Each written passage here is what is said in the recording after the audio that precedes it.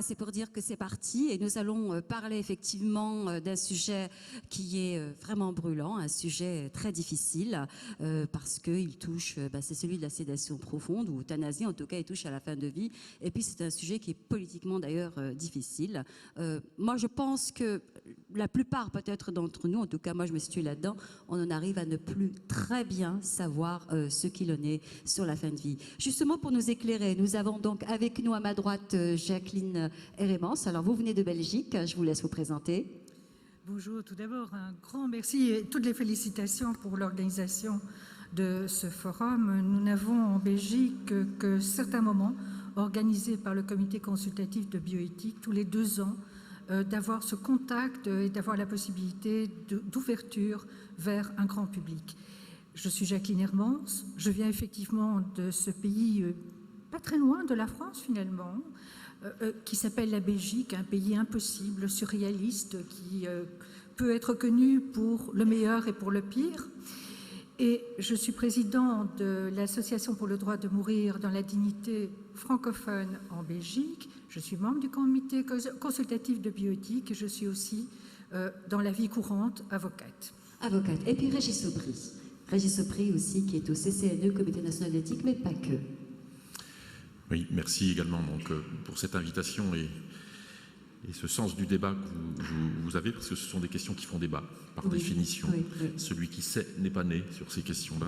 Donc moi, je suis Régis Aubry, médecin, je suis responsable d'un département qui regroupe les soins palliatifs, la gériatrie au CHU de Besançon. J'ai dirigé jusqu'à il y a quelques semaines l'Observatoire national de la fin de vie. Que vous avez créé. Que j'ai créé, qui est une instance qui est chargée d'observer le rapport de notre société à la question de la mort, d'observer les réponses que notre société donne. Et puis je suis membre effectivement du comité consultatif national d'éthique. Par rapport à la question qu'on va aborder aujourd'hui, je suis avant tout un chercheur qui travaille sur cette question de la sédation, parce que ça comporte beaucoup plus de questions que de réponses. Donc. Vous avez, je crois, coordonné aussi l'avis du CCNE, le 121, me semble-t-il, oui, sur la fin de vie, je crois. Oui. Hein, c'est bien. Alors, justement, je vais peut-être rester avec vous, Régis Aubry, car vous avez dit, quand nous nous sommes parlé pour préparer la table ronde, sédation profonde d'euthanasie passive. Est-ce que c'est vraiment cette arme que les choses se posent? Alors, peut-être pour mieux comprendre, moi j'ai envie qu'on sache un peu quelle est la différence, l'euthanasie et la sédation profonde. Peut-être avec vous. Après, je reviendrai à vous. Alors, l'euthanasie, qu'est-ce que c'est? Je pense qu'effectivement, il est important de savoir ce dont on parle, de nommer, d'utiliser les mots corrects. Il n'y a pas, je dirais, de copier-coller entre euthanasie et sédation. L'euthanasie, telle qu'elle est connue dans les pays du Benelux, c'est un acte qui, pour ne pas être sanctionné pénalement, doit répondre à des conditions. Et la première de ces conditions, il doit être posée par un médecin. Médecin qui accepte de mettre volontairement fin à la vie d'une personne qui le lui demande, le patient qui demande l'euthanasie. Donc il s'agit d'un acte, même s'il y a beaucoup de discussions en amont, mais cela se passe dans un espace de temps bref, en tout cas pour l'euthanasie elle-même.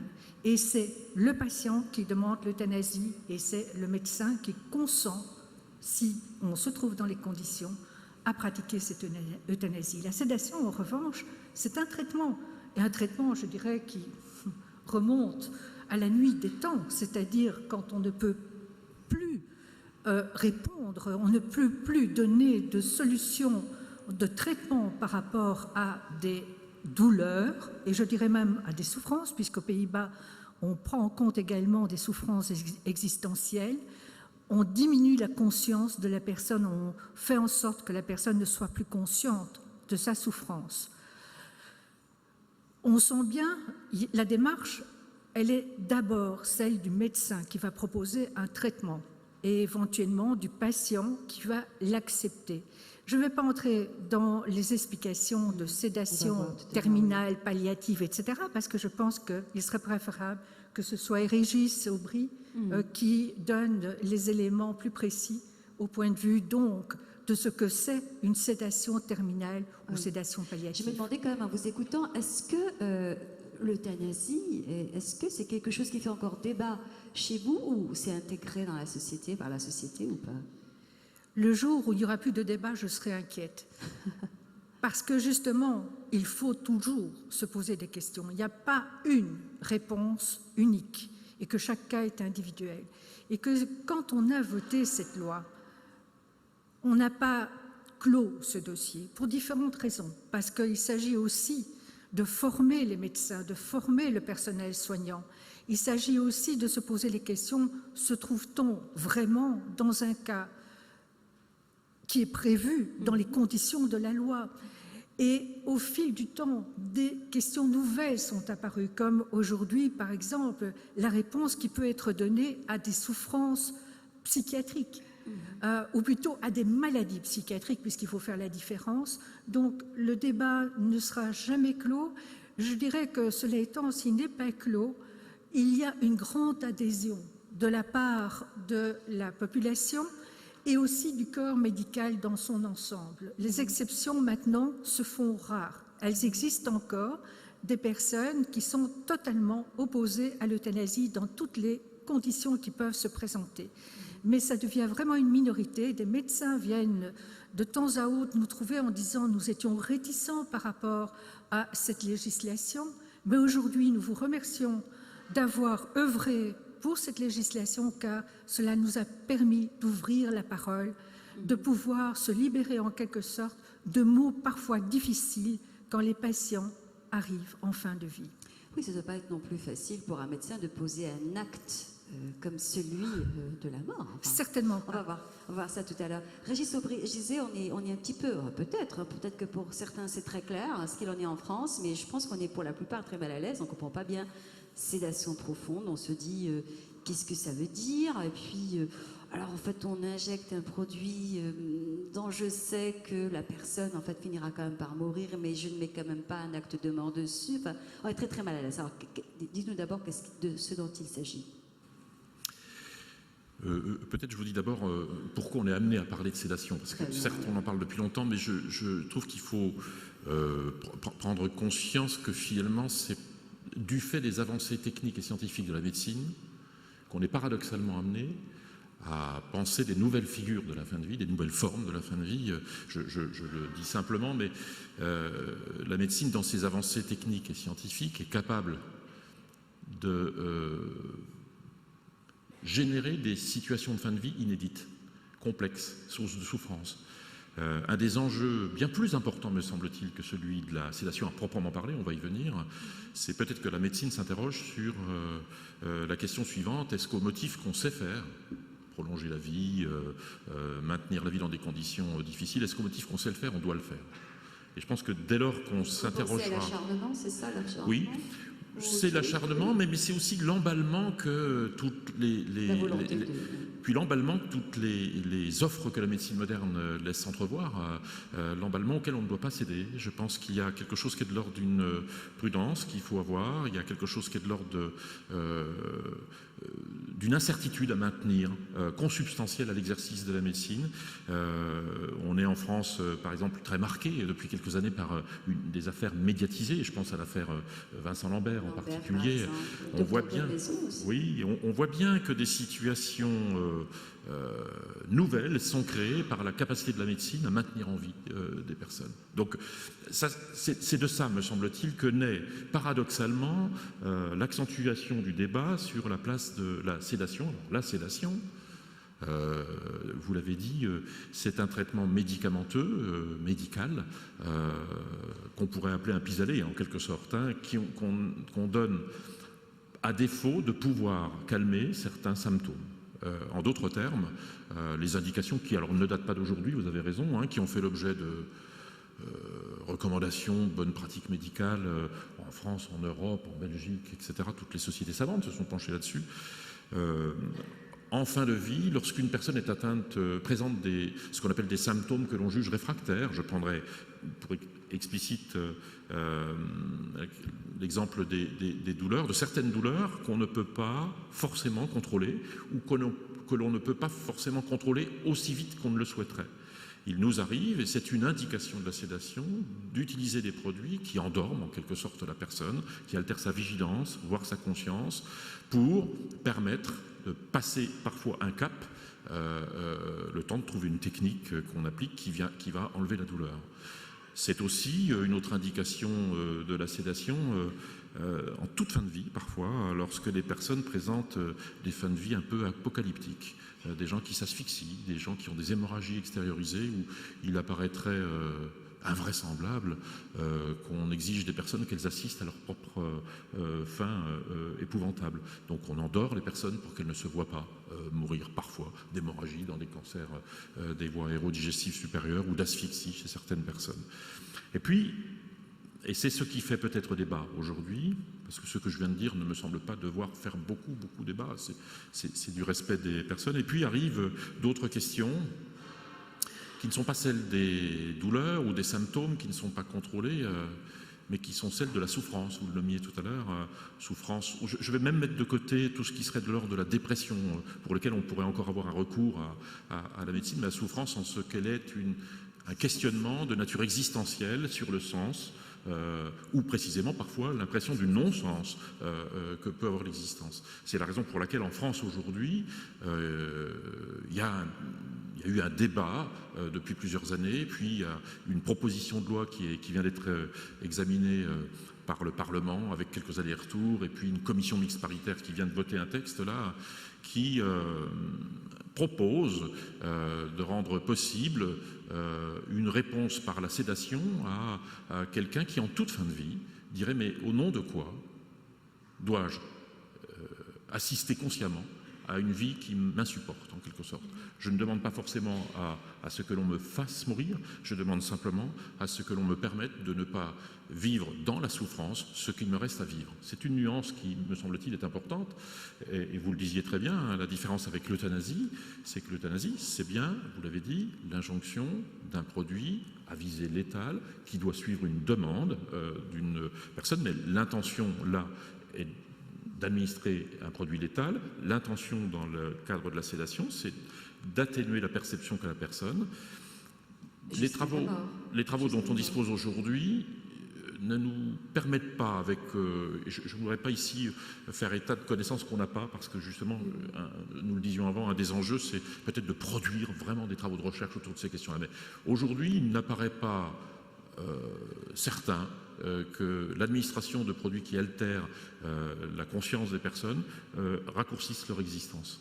Il est même des études qui tendent à montrer que le fait de limiter l'angoisse ou le stress d'une personne qui est en train de mourir atténue au contraire ce stress et peut participer non pas d'un allongement de l'existence, il ne s'agit pas de ça, hein, mais ne raccourcit pas l'existence. Donc cette confusion dans le discours entre, vous le nommiez dans le titre de ce propos, entre euthanasie et sédation doit être levée. À mon avis, on ne parle pas de la même chose, même si des questions se posent de part et d'autre de ces deux questions, il s'agit de dimensions différentes.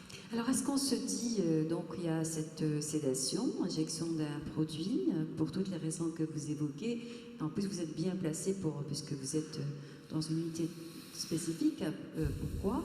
Est-ce qu'on se dit, j'injecte ce produit, ça va le soulager, il ou elle, et puis cette personne va partir, mais en espérant quand même que ce produit ne soit pas le responsable de sa mort? Non? Dans l'avis 121 du Comité consultatif national d'éthique relatif à la fin de vie, les coordonnateurs dont j'étais mentionnaient le fait qu'il y a un moment où les discussions commencent à être byzantines.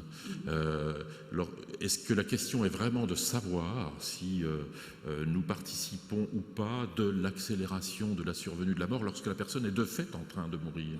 Un des enjeux, à mon avis, est d'être respectueux de ce qui reste de volonté d'une personne, peut-être de ne pas souffrir, peut-être de ne pas être conscient de son existence, mais à contrario, on a aussi des personnes qui souhaitent surtout qu'on ne les endorme pas, surtout qu'on ne les euthanasie pas, et surtout qu'on leur permette d'être ici et maintenant, là, présents, à la toute fin de leur vie, puisqu'un des enjeux de la fin de la vie, ça peut être la communication avec ses proches dans le peu de temps qui reste. Donc l'idée, c'est surtout pas de créer la moindre norme ou la moindre valeur qui serait absolue autour de toutes ces questions. C'est même le contraire, à vrai dire. Chacune a réponse. Mais par rapport à la sédation, il y aurait peut-être aussi certains mythes qu'il faudrait pas attaquer, mais qu'il faudrait en tout cas appréhender. Il faut se dire que c'est uniquement pour des personnes qui sont vraiment dans la dernière phase terminale. Quand je dis dernière phase terminale, ça veut dire dont le pronostic de vie est de l'ordre de maximum 2 semaines. Donc, vous pouvez vous rendre compte que pour des personnes, par exemple, jeunes, tétraplégiques ou atteintes d'une maladie neurologique, ce n'est pas la réponse, parce que leur corps est encore jeune et que donc ce qui va se passer, c'est que ce corps va se révolter et va vouloir encore et encore vivre. Donc c'est uniquement pour des personnes dont on a certains signes que c'est vraiment la dernière trajectoire. Des personnes qui, par exemple, refusent encore de se nourrir, de s'hydrater, ou qui, par exemple, sont déjà nourries et hydratées de manière artificielle. Des personnes qui sont, on le voit, fatiguées de vivre dans le sens qu'elles sont affaiblies. Donc ça aussi, il faut bien se rendre compte que c'est une solution uniquement pour des personnes dont le trajet de vie va s'arrêter, qu'on fasse quelque chose ou qu'on fasse rien, d'ici par exemple 15 jours. Et en plus de ça, je vous dirais que c'est très important de le savoir, parce que si on utilise la sédation profonde par rapport à des personnes jeunes, qu'est-ce qu'on va connaître? Qu'est-ce qu'on va avoir? Ces personnes, il va falloir des semaines. Et en arrêtant effectivement l'alimentation, l'hydratation, mais en devant contrôler tous les autres symptômes de douleur. Parce qu'on ne peut pas simplement endormir la personne, il faut encore donner éventuellement des analgésiques pour contrôler justement les douleurs. Donc pour des personnes jeunes, pour des personnes qui ne sont pas en fin de vie, la sédation n'est pas une solution. Et alors ce que l'on ressent, ce que l'on vit par rapport à des sédations, parce qu'en Belgique, d'après des études récentes en Flandre par exemple, ce serait la solution de l'ordre de plus de 10% des cas de décès. Quand vous pensez que l'euthanasie, c'est autour de 2%, vous voyez que la sédation est bien plus pratiquée que l'euthanasie. Mais cela étant, elle est parfois aussi mal pratiquée. Parce que qu'est-ce que l'on va donner? On va donner de la morphine. Si c'est accompagné ou c'est en plus de sédatifs, d'accord, mais la morphine n'est ni un bon euthanasiant, ni un bon médicament pour des cas de sédation. C'est pour ça que je pense qu'il est important de mettre des mots et de savoir ce dont on parle. Parce que si la sédation, par exemple, est la solution que l'on donne pour éviter le débat sur l'euthanasie, là, je pense qu'on fait une erreur. Parce que, justement, on parle encore d'un traitement médical qui ne doit pas être mis sur le côté, loin de là, certainement pas. Pour certaines personnes, même en demande d'euthanasie, c'est la sédation qui a été choisie en finale, parce que la personne n'avait plus le courage de regarder encore ses proches, ne voulait plus que ses proches le regardent aussi, et que donc cette personne a préféré la sédation, de s'endormir et de ne plus affronter ces derniers moments. Parce que je peux vous le dire, pour avoir assisté à des euthanasies, pour avoir participé à toutes les discussions avant l'euthanasie, ce sont des moments très forts. Et ce sont des moments dont on n'est pas toujours sûr de pouvoir les affronter. Mais c'est aussi la raison pour laquelle des personnes préfèrent rester conscientes jusqu'au dernier moment. Dans quelque sorte, mourir les yeux ouverts. Ce n'est pas des formules, on le vit. Et on le vit, et ce que l'on vit aussi avec les sédations, c'est parfois l'épuisement des proches. Parce que si on peut calmer des douleurs, même pendant la sédation, il y a quand même certains symptômes, des râles, etc., des réactions du corps qui va mourir qu'on ne peut pas éviter et qu'il faut expliquer aux personnes. Et puis la famille, elle sera là le premier jour, le deuxième jour, le troisième jour. Et puis, il y a le 4e qui arrive, le 5e, le 6e, le 7e. La famille est aussi épuisée et il n'y a plus de communication. Donc, ce qui veut dire que quand la sédation est proposée à la place de l'euthanasie en Belgique, c'est une erreur que l'on fait. Et que je crois qu'il faut encore réfléchir sans tabou par rapport à des fins de vie, sans rejeter des options, mais en essayant aussi de garder une chose à l'esprit, et là je rejoins tout à fait le professeur Aubry, c'est que arrêtons peut-être de trop techniciser la fin de vie. Il y a le côté humain qui est très important, la présence, et c'est pour ça que très souvent, des euthanasies en Belgique sont pratiquées dans des unités de soins palliatifs. Pourquoi? Parce qu'il y a plus de possibilités de temps, de prêter attention également aux proches, d'avoir du temps pour les proches. Donc, essayons peut-être à la fois de donner des réponses techniques, puisque la médecine est là aussi pour donner des réponses techniques, mais ne nous cachons pas derrière les réponses techniques et restons d'abord et avant tout des êtres humains. Alors ça, cette humanité-là, maintenant, je crois que la plupart des personnes, il y a un consensus sur l'idée de dire qu'en soins palliatifs, unité de soins palliatifs, il y a une grande humanité. Et, alors, est-ce que c'est une médecine à part entière, les soins palliatifs? Ou est-ce que... Ça, c'est ma première question. Deuxièmement, je me posais la question par rapport à la demande d'arrêter les traitements, hein, de partir, de mourir. On n'ose même plus dire le mot mort, on dit partir, etc. Comment se fait la demande? Comment elle se formule? Par qui? Et bien évidemment, on se pose la question sur des personnes qui ne sont plus en capacité de formuler cette demande-là. Prenons déjà l'unité de soins palliatifs. J'aimerais bien qu'on s'attarde un petit moment là-dessus. Sur la première partie de votre question, donc, est-ce que c'est une médecine à part entière? Alors, moi, je crois que oui. Je suis interniste de formation, mais je trouve que ce qu'on appelle la médecine palliative, et en même temps que j'emploie ce mot, je ne l'aime pas beaucoup, mais est une médecine qui s'occupe de la personne dans toute sa globalité, au sens où non seulement sa santé, détériorée et pour cause, importe, mais son environnement, son histoire, sa biographie, ses convictions vont intervenir dans l'accompagnement, la prise en charge de cette personne. C'est finalement une médecine de la vulnérabilité, je crois. C'est une médecine où on est face à des personnes, qu'on parle des personnes atteintes de maladies graves, évoluées, ou qu'on parle de leurs proches, vous le mentionniez. Tout le monde est dans le désarroi, au sens originel du mot, hein, ne sait plus quel chemin suivre, en quelque sorte. Hein.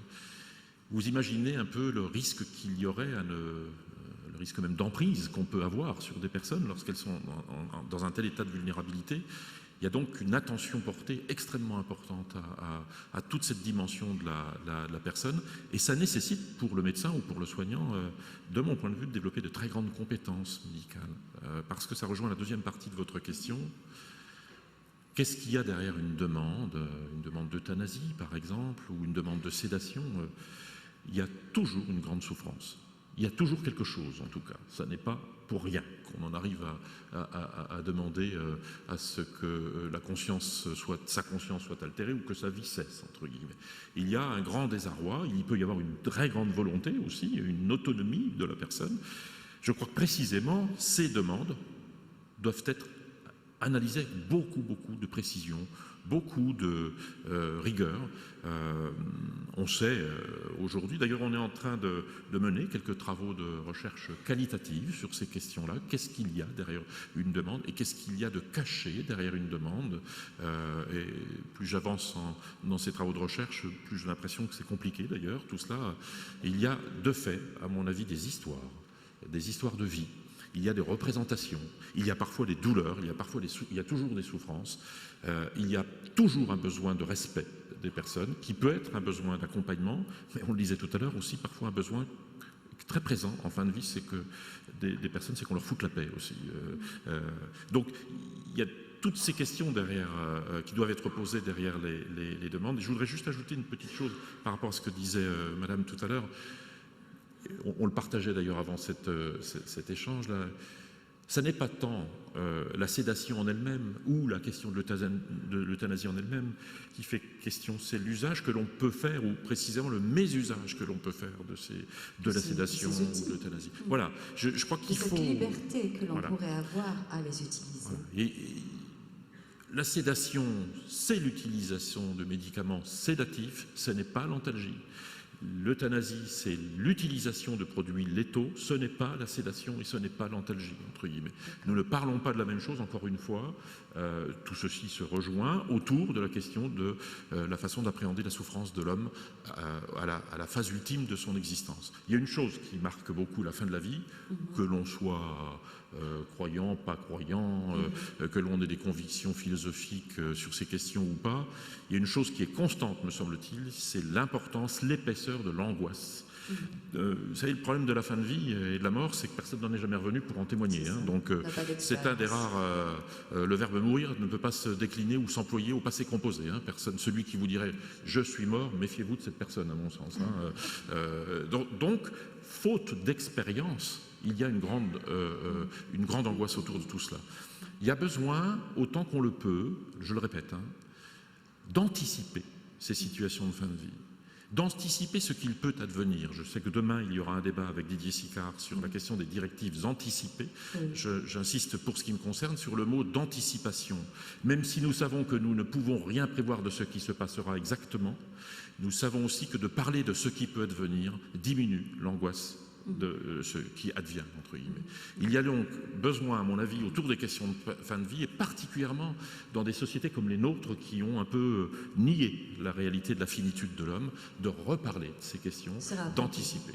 Se réapproprier la mort pour mieux vivre, en quelque sorte. Tant qu'on est vivant. Tant qu'on est vivant, oui. Tant qu'on est vivant, c'est vraiment très important. Dans le micro, s'il vous plaît. C'est vraiment très important, cette question d'anticipation. Cette question d'anticipation, ça veut dire qu'on est prêt à poser des mots sur des questions difficiles. Et je dirais que c'est presque un devoir d'anticiper. Un devoir par rapport à soi-même, sans doute, mais aussi par rapport aux autres. Parce que parfois, on n'est plus là, justement, quand des questions importantes doivent être réglées. Et quand les proches, quand les médecins savent ce que l'on voulait, ce qu'on désirait, eh bien, à ce moment-là, certaines questions ne se posent plus parce qu'on en a parlé auparavant. Et en Belgique, nous avons un prêtre qui vient d'ailleurs très fréquemment en France, qui est Gabriel Ringlet. Tout le temps sur France Culture. Exactement, Il mais je vous ouais. le dis tout de suite, on n'accepte pas que vous nous le voliez. Il restera en Belgique, il viendra pour des conférences en France, mais on veut le garder. Et c'est un prêtre, tenez-vous bien, qui accompagne des euthanasies, qui accompagne aussi le personnel soignant par rapport à ces questions de fin de vie, les questions que l'on peut se poser en fin de vie, et qui, lui, depuis très longtemps, insiste sur le fait que parler de la mort quand on est vivant permet justement de l'appréhender un petit peu comme dans Le Petit Prince, l'apprivoiser, c'est-à-dire que de toute manière, on n'y échappera pas, ça fait aucun doute, mais en pouvant parler avec ses proches, en pouvant justement mettre des mots, cela permet non seulement pour soi-même d'avoir déjà répondu à certaines questions, toutes on ne pourra pas y répondre, mais aussi de permettre au personnel soignant, de permettre à nos proches de vivre ces moments-là de la manière la plus sereine possible. Oui, puis c'est quelqu'un en fait qui se met complètement en délicatesse avec le dogme de l'Église, tout en, c'est vrai, beaucoup quand même. Il n'est toujours pas excommunié. Oui. Il n'est toujours pas excommunié, et je peux dire que le livre qu'il vient d'écrire concernant donc l'accompagnement spirituel jusqu'à l'euthanasie, vous me coucherez nu sur la terre nue, il a pris une phrase de saint François d'Assise. Ce livre, il l'a dédicacé de manière toute particulière à chacun des évêques de Belgique. Et s'il y a une personne qui est entendue en Belgique, aussi bien dans les milieux catholiques que dans les milieux laïques, je peux vous dire que c'est Gabriel Ringlet. Alors justement, arrêtons-nous un petit instant sur cette question du rituel, la mort, acte médical. Finalement, il y a aussi à la fois une angoisse et un besoin que cet instant-là, le dernier acte, ne soit pas uniquement un acte médical, me semble-t-il. Et que l'on soit dans un rite d'ailleurs religieux ou totalement laïque, liturgique laïque. Et cela, très rapidement après le vote de la loi sur l'euthanasie en Belgique, on s'en est rendu compte. C'est la volonté de marquer ce passage par des rituels, que ce soit maintenant un dernier repas, que ce soit le fait de vouloir dire au revoir à ses amis. Et aussi maintenant, Gabriel Ringlet parle de ces rituels. Parfois, je le charrie en disant ben, vous nous chipez toutes nos idées, maintenant ce sont les rituels. Bientôt, vous direz que l'euthanasie est un acte chrétien. Ce n'est pas encore le cas. Mais cela vraiment montre combien c'est important d'avoir libéré cette parole et d'avoir pu poser des mots. C'est ce qui permet aussi, parce que tout à l'heure, on disait que la sédation, on n'a pas d'indication que la sédation en tant que telle aura un effet sur la durée de la vie, mais je pourrais vous dire aussi que l'euthanasie fait vivre. Pourquoi? Parce que quand on a la réponse, je dirais hypothétiquement positive, c'est-à-dire, oui, éventuellement, si vous remplissez les conditions et qu'un jour vous persévérez dans cette demande, nous serons là. Eh bien, ça a permis à des personnes de vivre encore plus longtemps, d'accepter des traitements qui pourraient peut-être les rendre moins compétents, mais le fait d'avoir cette possibilité de sortie a permis à des personnes d'aller au plus loin pour combattre la maladie. Régis Aubry sur ce sujet, surtout avec votre observatoire sur la fin de vie, Et sur la question des rituels, hein, le rituel a une fonction. Les sociologues ou surtout des anthropologues qui pourraient mieux en parler que moi, parce que les rituels sont sur un plan anthropologique très intéressants à étudier. Vous voyez cette demande, mais globalement, oui. Forte. Ce que l'on voit, nous, c'est le besoin de réapparition ou de réinstauration d'une ritualisation autour de la souffrance et de l'angoisse de la fin de vie. En gros, si on devait définir la fonction d'un rituel, c'est un objectif de conjurer en quelque sorte l'angoisse qu'il y a autour de tout cela. Oui. Et il y a quelque chose qui est très apaisant dans la ritualisation. Alors c'est d'ailleurs totalement païen, hein, les rituels n'ont rien de religieux en eux-mêmes, entre guillemets. C'est d'ailleurs une des raisons pour lesquelles on a beaucoup travaillé autour de la question de la sédation, quand la sédation peut amener la sédation, pas uniquement de la personne, mais de l'angoisse qu'il y a autour de la personne. Le calme, souvent, à la fin de la vie, permet à ceux qui vont survivre, à celui qui va mourir, de ne plus fantasmer la question de la mort comme forcément violente ou apocalyptique, entre guillemets. Arriver à faire en sorte que les choses se passent calmement est quelque chose qui contribue, de mon point de vue, à faciliter l'acceptation alors de la mort d'autrui et puis la finitude de soi, en quelque sorte. Je crois qu'il y a quelque chose de très important derrière tout cela, et je le répète, il faut s'interroger sur la violence que peut engendrer parfois le maintien en vie des personnes. Le maintien en vie d'une façon très technicisée ou médicalisée peut être une véritable violence, ou vécue comme telle, et générer un désir, pas forcément de mourir, mais d'être mort, pour ne plus avoir à vivre cette période qu'on appelle le mourir. Donc il y a des nuances là, effectivement, c'est pas la même chose de souhaiter mourir et de souhaiter ne plus vivre de la même manière. Et je pense que nous avons à nous interroger sur ces questions, à mon avis, de façon fondamentale, et la ritualisation qui se recrée autour de la fin de vie est, de mon point de vue, une occasion aussi de se poser des questions de nature spirituelle, le spirituel n'étant pas confondu ou fondu dans le religieux, de mon point de vue. C'est la question du sens qui est posée. Vous savez, plus on avance dans la réflexion sur la fin de vie, plus on approfondit la question du sens de la vie. C'est même assez perverse comme question, parce que plus vous vous interrogez sur le sens de la vie, plus vous pouvez interroger le sens que, par exemple, dans nos sociétés, on veut donner à la vie. Il n'est quand même pas rare, dans toutes les auditions que j'ai eues au Parlement ces derniers temps, ces dernières années en France en particulier, d'entendre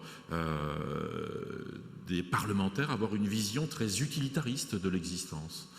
Des gens qui disent à quoi ça sert de maintenir en vie des personnes handicapées, par exemple. J'ai entendu ce discours. C'est la crainte aussi dans la société. On a aussi et vous voyez, c'est cette vision utilitariste de la vie qui pourrait, si on n'y fait pas attention, prendre le pas sur une vision tout autre, à mon avis. Il est très utile qu'il y ait dans notre société des personnes en fin de vie.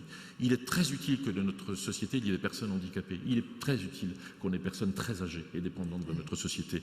C'est au moins très utile à une chose, c'est de nous rappeler que nous-mêmes, nous sommes finissables, si je peux dire les choses comme ça. Mais vous savez, quand vous vous posez la question du sens, vous vous dites, maintenant que je sais, que je suis convaincu que le sens existe parce qu'il y a un début et une fin, et que le sens existe entre deux, entre guillemets, peut-être que ça peut remettre en question certaines options qui sont choisies dans certaines sociétés. Il nous faudra peut-être réapprendre aussi à reparler de l'âge, de la vieillesse et de l'importance que cela a dans notre société et ne pas se focaliser sur la jeunesse, la performance, etc.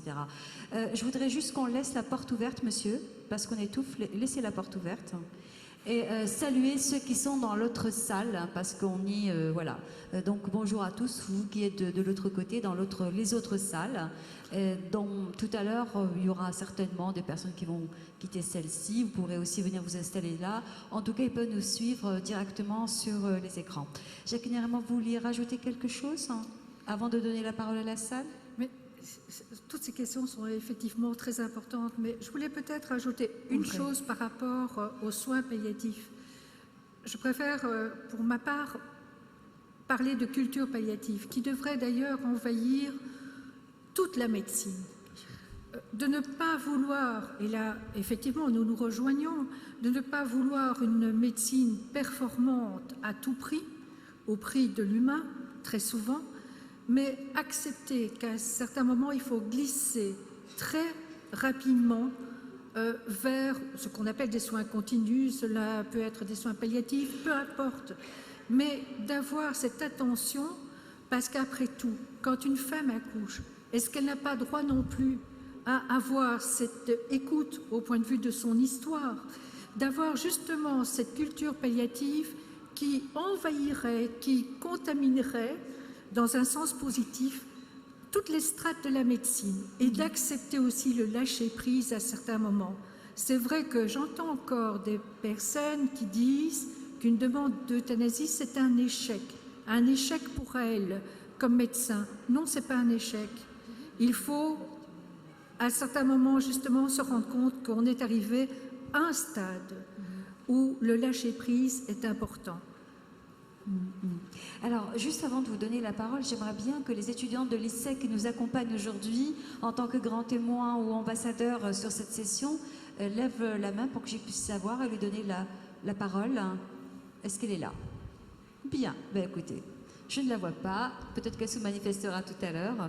Donc nous allons passer parmi vous pour vous donner la parole et vous puissiez poser vos questions. C'est parti pour 1h15 de questions-réponses avec la salle.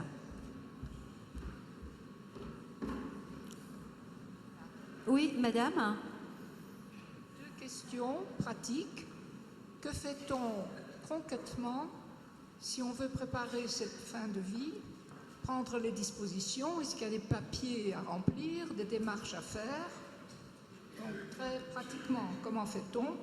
Est-ce qu'il faut s'adresser à l'association de fin de mourir dans la dignité? Que faut-il faire? Et deuxième question, existe-t-il à Strasbourg un organisme comme celui où vous travaillez, docteur, qui a les mêmes compétences, les mêmes façons de faire, disons, et qui sont aussi rassurantes que ce que vous dites? Donc voilà. Ben, merci pour cette question. Qui pourrait répondre? Alors, je ne sais pas pour Strasbourg comment ça peut se passer. Qui pourrait? Oui, Régis Aubry. Pour vous répondre sur les deux aspects de votre question, vous compléterez naturellement.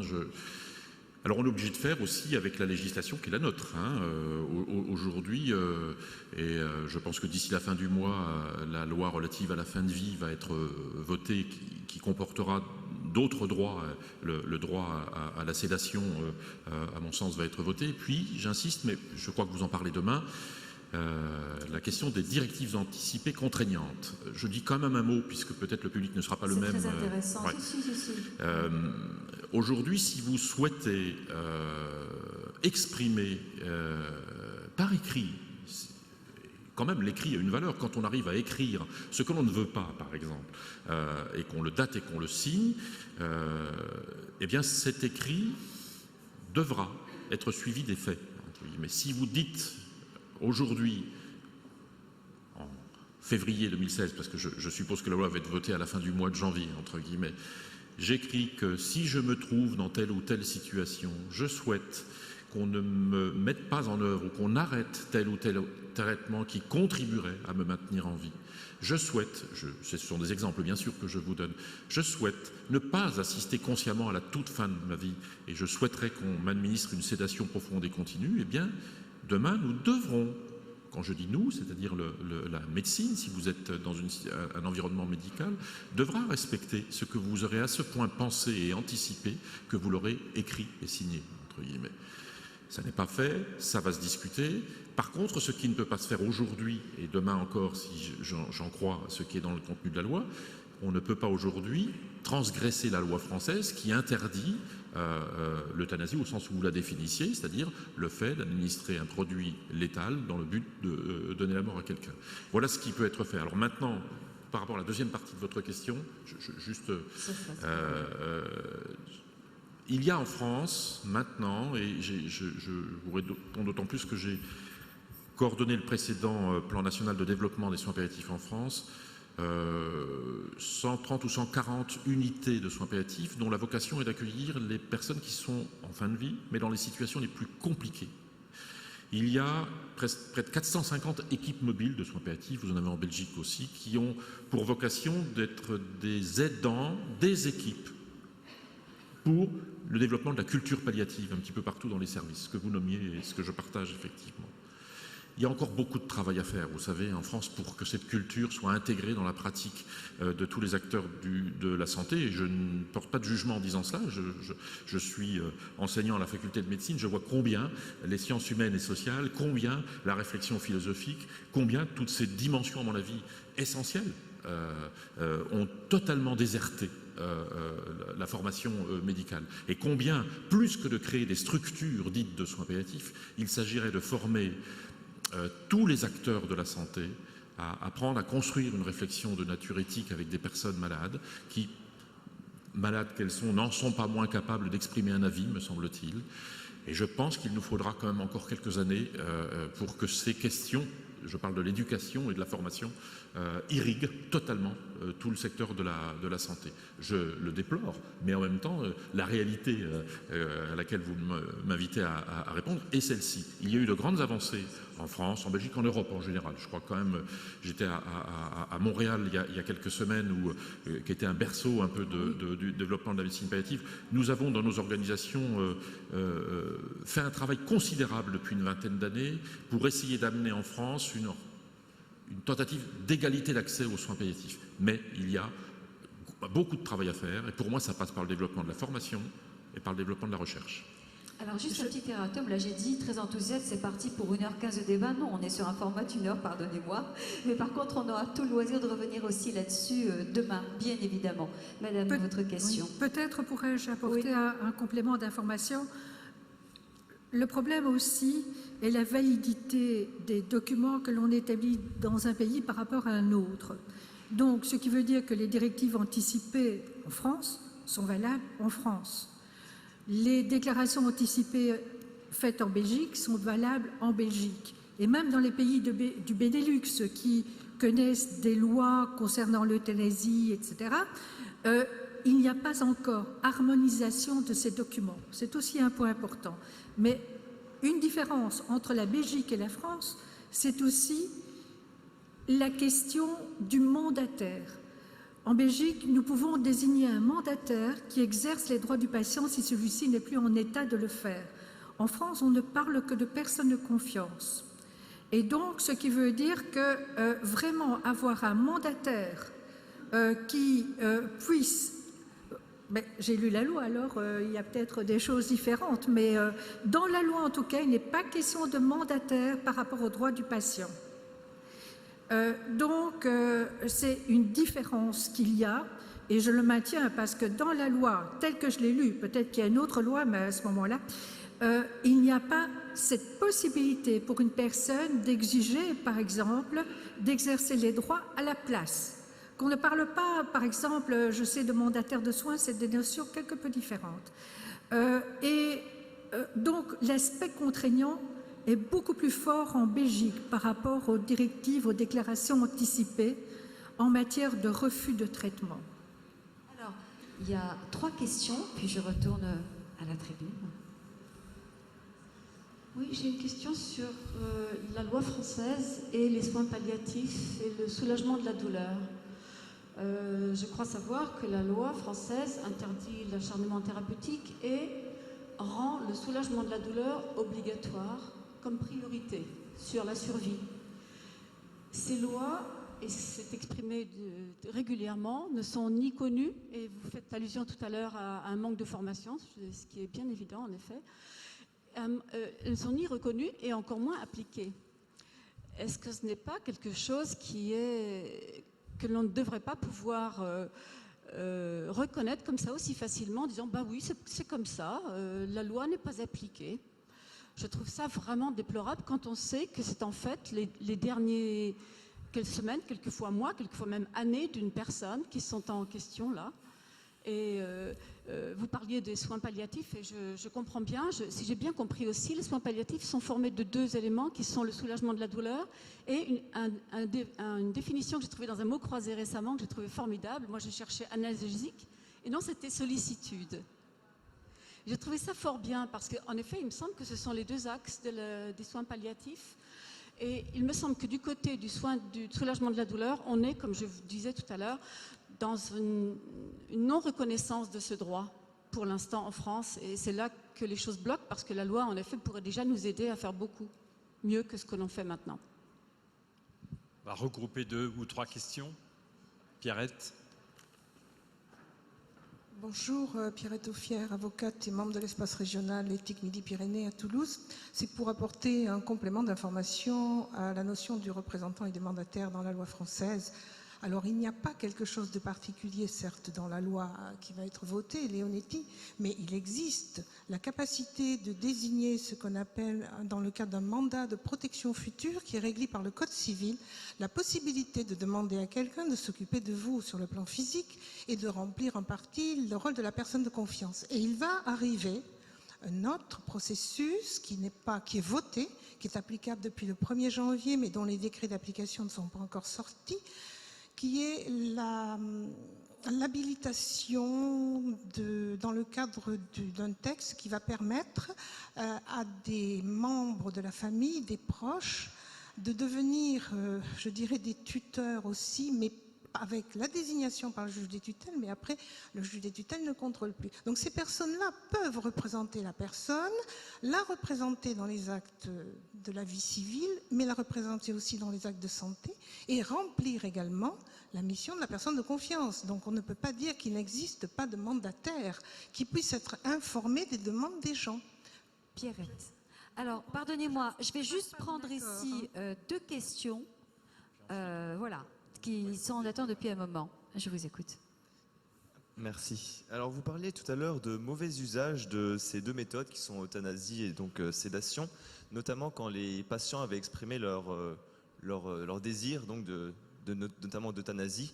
Comment est-ce qu'on peut arriver à des situations en fait où la volonté du patient n'est pas respectée et comment éviter ces mauvaises pratiques en fait?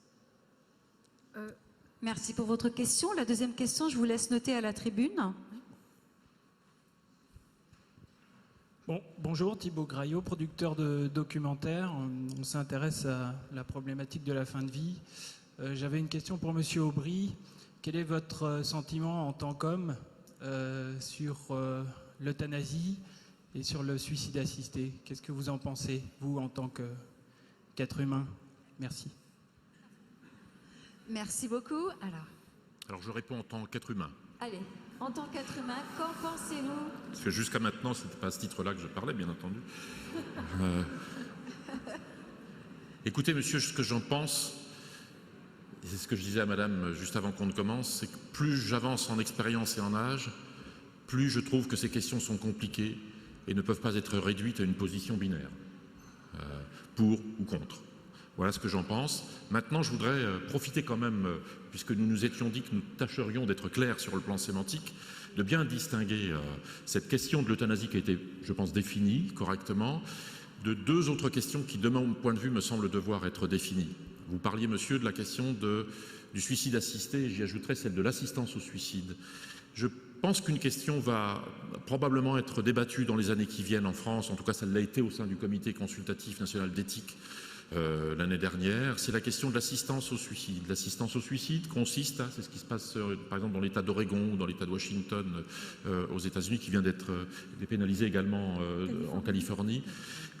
L'assistance au suicide consiste à permettre à une personne atteinte d'une maladie grave, très évoluée, dont le pronostic est très limité dans le temps, 6 mois, d'acquérir un produit, d'aller chercher un produit létal qu'elle peut ou pas absorber. L'expérience dans l'État d'Oregon, qui est l'État qui a dépénalisé depuis le plus longtemps cette assistance au suicide, qui ne fait pas intervenir un tiers extérieur. Il n'y a pas d'injection d'un produit létal, il n'y a pas un médecin qui injecte quelque chose, c'est l'autonomie même, si on peut le dire comme cela, de la personne qui semble solliciter. L'expérience montre que finalement assez peu de gens dans cette situation accèdent à l'assistance au suicide, c'est-à-dire qu'ils ont des médicaments qui leur facilitent le suicide qu'ils cherchent à avoir. Sur 100 personnes qui se trouvent dans une situation où l'assistance au suicide pourrait être mobilisée, un peu plus d'un tiers vont chercher le produit et un peu moins d'un tiers de ce tiers l'absorbe, ce produit. Mais la très grande majorité des gens estiment que c'est très rassurant de savoir qu'ils peuvent le faire. Ça, c'est l'assistance au suicide. Le suicide assisté, c'est encore un autre cas de figure que celui de l'euthanasie et de l'assistance au suicide. C'est lorsqu'une personne souhaiterait se suicider, mais ne peut pas le faire, parce qu'elle est paralysée, il y a malheureusement certaines maladies qui empêchent aux personnes d'exercer leur autonomie physique, en quelque sorte, même si leur autonomie psychique est conservée. Et bien là, le suicide assisté nécessite une tierce personne et se rapproche beaucoup, à mon avis, de la question de l'euthanasie. Ça, c'est sur le plan sémantique. Juste un mot pour répondre à une des questions qui était posée sur les mauvaises pratiques, puis peut-être avant sur la loi française qui n'est pas connue. Deux éléments. C'est vrai qu'en France, nous sommes les champions de la production de lois à la minute. Je crois qu'on est devenu alors, on fabrique tellement de lois qu'on n'a plus le temps de les expliciter. Enfin, je caricature, mais je regrette effectivement qu'une loi nouvelle et des lois aussi complexes, aussi pour courtes qu'elles soient, ces lois, elles sont complexes, mériteraient, à mon avis, un vrai travail d'éducation, d'information. D'ailleurs, la ministre de la Santé, en ouvrant un nouveau plan de développement des soins palliatifs, a insisté sur cette question de l'information et j'espère qu'on en fera quelque chose. Simplement pour vous dire aussi que si les gens s'approprient difficilement et si lentement une loi, c'est qu'elle modifie en profondeur une culture. En France, en particulier, on était vis-à-vis de la médecine dans une culture qu'on a longtemps qualifiée de paternaliste. On confiait aux médecins dans un esprit paternaliste. Moi, je me souviens, lorsque j'étais jeune médecin, on m'apprenait à dire aux patients, à dire des patients qui étaient atteints de maladies graves, ne vous faites pas de soucis, on s'occupe de tout. Aujourd'hui, celui qui dirait ça se ferait rattraper par la justice, éventuellement. Le principal intéressé est celui qui doit décider. Mais c'est un changement paradigmatique, ça. Ça prend beaucoup de temps, me semble-t-il. Il n'est pas anormal qu'une loi aussi fondamentale que cela nécessite du temps pour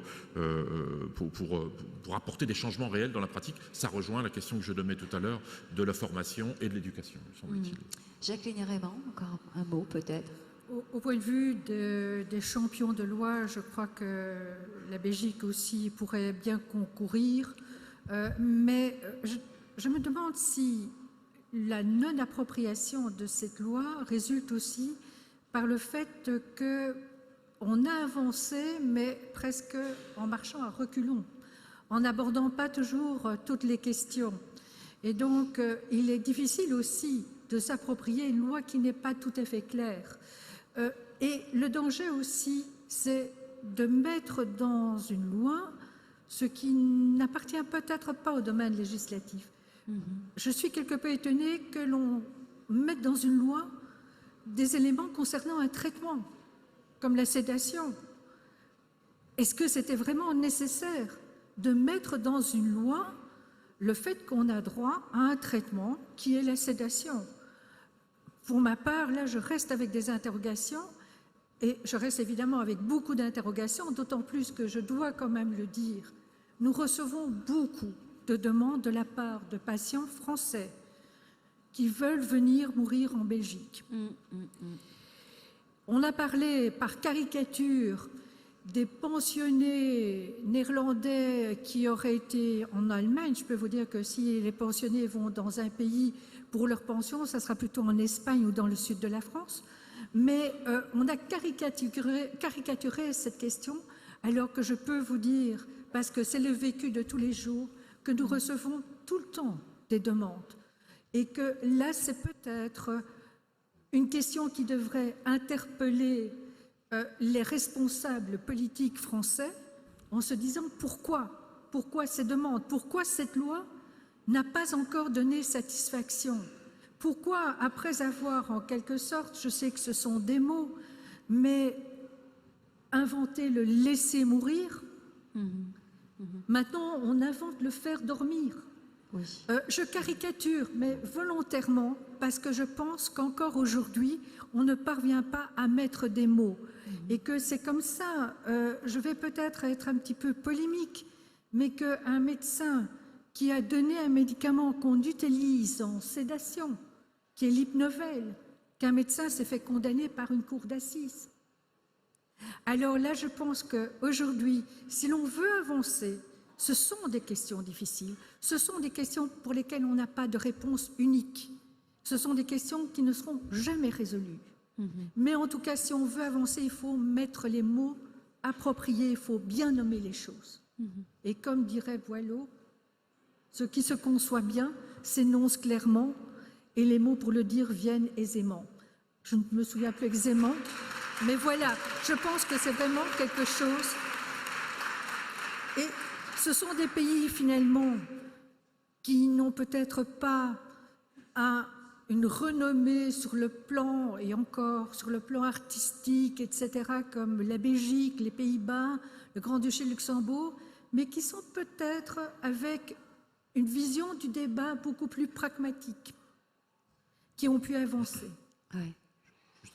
Oui, Régis Aubry, bien sûr. Un dernier mot. Un dernier mot, oui, je vous en prie. On vient d'apprendre que le temps était réduit d'1 heure, c'est ça donc, c'est moi qui ai été un petit peu large dans... Ouais. Voilà. J'avais envie qu'on en parle longtemps. Voilà, en fait. c'est ça. On en reparlera demain. Je suis renchéri sur ce qui vient d'être dit. Je crois qu'il ne faut pas caricaturer. Rien. Effectivement, ni quand on parle d'un procès auquel on n'a pas participé, ni quand on est dans un pays différent. Moi, je ne porterai pas de jugement sur les lois des autres pays. On a ici, au Conseil de l'Europe, travaillé sur un guide relatif aux prises de décision. On voit bien qu'au-delà des orientations en termes de lois différentes, on peut se retrouver sur une approche autour de tout cela. Mais vous avez dit un mot important, à mon avis, et qui est important dans notre pays à mettre en œuvre, et peut-être particulièrement dans la période que nous traversons, c'est, puisque nous sommes presque à la conclusion, l'idée c'est aussi de vous remercier de cette possibilité que vous donnez aux uns et aux autres d'accéder au débat sur des questions comme celle-ci. Le jour, vous l'avez dit tout à l'heure, où ces questions ne feront plus débat, sauvez-vous. On sera en danger, à mon avis. Il y a nécessité, à mon avis, de continuer à penser que lorsque l'homme, au plus fort de sa vulnérabilité, pose la question des limites de la vie, cela fait débat. Je reviens par rapport à une affaire que vous nommiez tout de suite, d'un médecin français qui était condamné. J'étais intervenu d'ailleurs dans ce procès pour dire combien un danger important, à mon avis, autour de cette question de décision en fin de vie, je ne parle même pas de décision de fin de vie, décision en fin de vie, un grand danger serait la solitude du médecin, la solitude des familles. Je crois que les décisions qui doivent se prendre en matière de fin de vie sont des décisions qui doivent être prises au terme de discussions, et de discussions qu'on nomme interdisciplinaires. C'est un terme qui a été largement investi par Edgar Morin, et cette éthique de discussion, d'ailleurs, que Habermas a beaucoup décrit. Cette éthique de discussion est, à mon avis, au cœur des exigences de la médecine moderne. Je crois que demain, il faudra que nous inclusions dans nos discussions autour de ces questions-là tous les acteurs de santé. Il n'y a plus de hiérarchie quand il s'agit de partager le fait qu'on ne sait pas ce qui est bon pour autrui. Et surtout, en n'oubliant pas, et surtout pas, les principaux intéressés, que sont les personnes qui contrairement à ce qu'on a cru longtemps, même à une phase très avancée de leur maladie, sont encore en capacité d'exprimer une forme d'autonomie qu'il faut surtout respecter, me semble-t-il. Donc je pense que vous incitez par cette manifestation à créer le débat, et peut-être dans notre société qui a peut-être oublié un peu ce que débattre voulait dire, c'est important de le rappeler. Merci à vous. Merci à vous toutes et tous pour votre attention et votre participation. Donc on vous dit merci à vous tous les deux. Alors on les applaudit.